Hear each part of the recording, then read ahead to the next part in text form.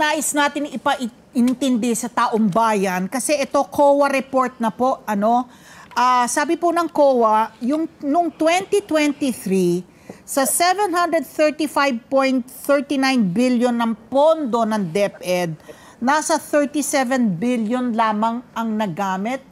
Tama po ba yung ating mga figura? Yes. So, parang may problema sa absorptive ka, capacity, no? Sa, hindi niya magastos, hindi niya magamit yung pondo na allocated sa kanya?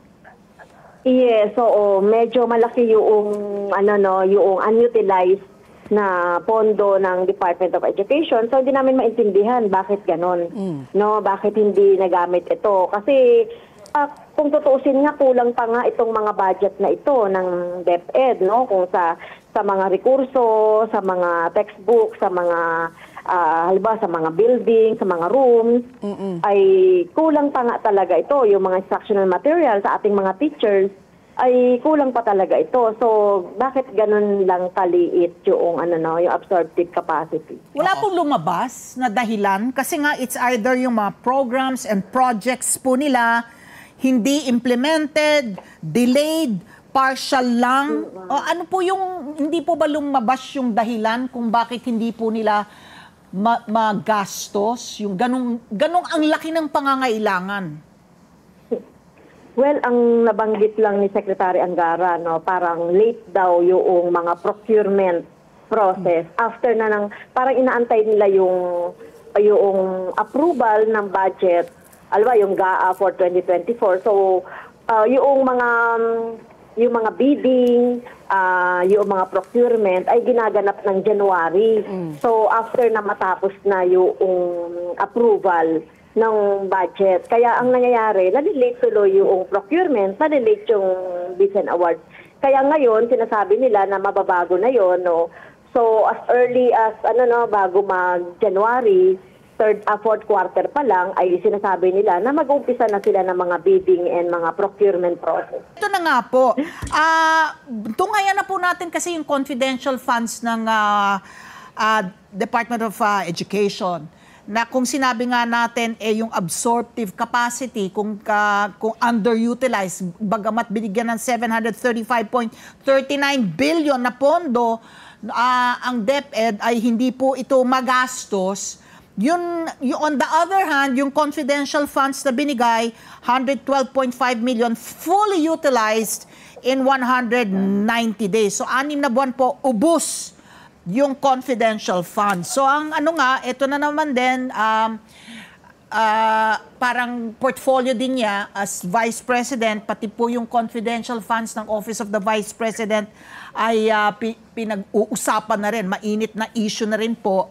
At yun pong, bagamat sinabi nga po, sinasabi ni VP Sara, isa sa hinanakit niya, pinag-uusapan na siya ay ma-impeach ng lower house. At meron na po tayong narinig na mga pahayag na hindi totoo yan.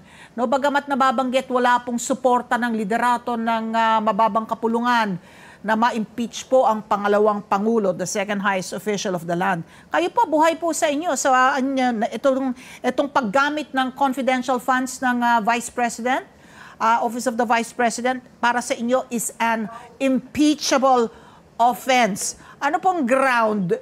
Meron lang tayong certain grounds for the impeachment of our highest officials. On what ground po? Kong? Oo. Nabanggit ko na ito, no? Sinasabi natin na merong culpable violation of the Constitution.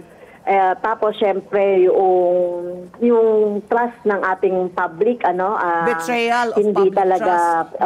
yung public interest, yung public trust ng ating mga mamamayan ay mukhang hindi ginalang dito. Tsaka yung graft and corruption. So, makikita natin doon sa report ng COA yung mga misuse, yung illegal na paggamit na hindi naaayon doon sa joint circular. At syempre yung pinakauna dyan,